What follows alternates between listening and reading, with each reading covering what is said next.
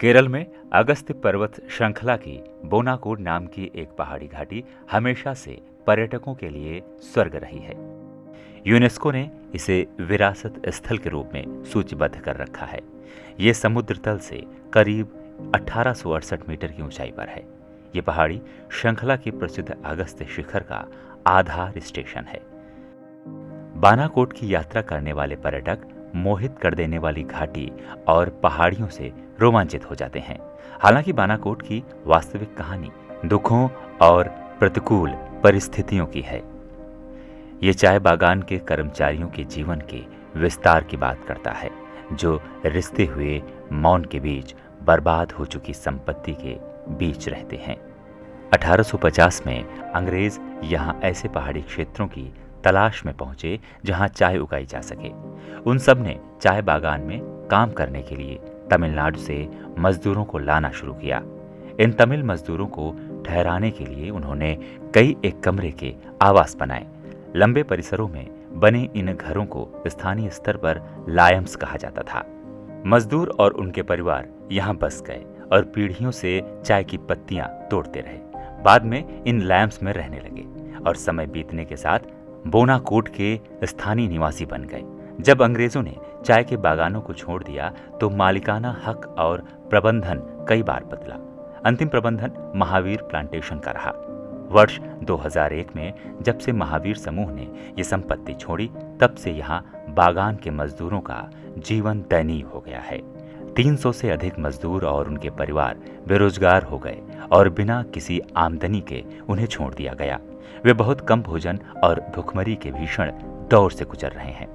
जब मजदूरों ने खुद को जिंदा रखने के लिए खुद चाय की पत्तियों को तोड़ना शुरू कर दिया तो प्रबंधन और मालिकों ने उन्हें रोक दिया। उसके बाद से उनके जीवन में अंधेरा छाया रहा।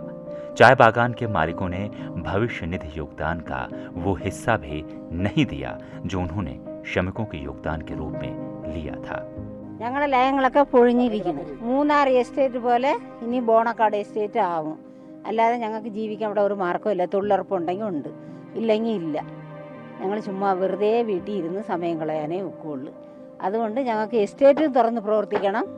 ഞങ്ങളുടെ ലയങ്ങൾ ശരിയാക്കി. ये श्रमिक इन जीर्ण शीर्ण लायम में दयनीय हालत में अपनी जिंदगी गुजार रहे हैं। उन्हें डर है कि ढांचा कभी भी गिर सकता है। कामगार चुनी हुई सरकारों पर उन्हें लाभ से वंचित करने का आरोप लगाते हैं। കുടിശ്ശികയുടെ ഒരുപാട് ബിൽഡിംഗ് ഉണ്ട്. ബോണക്കാട് അടച്ചിട്ട് 10-18 കൊല്ലമായി. നിവൃത്തിയില്ലാതെ ഇപ്പം കഴിഞ്ഞുകൂടെയാണ് ഞങ്ങൾ.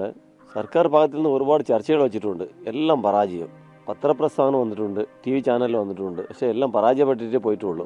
पुष्पा थावी पिछले 39 वर्षों से चाय बागान की कामगार हैं। उनके पास कहने के लिए केवल एक दुखद कहानी है। इनका अपने किए गए काम के 36 महीने की मजदूरी बाकी है। മഴ പെയ്യുമ്പോൾ ചാക്കാണ് ഞങ്ങൾ പറക്കിട്ടേക്കുന്നത്.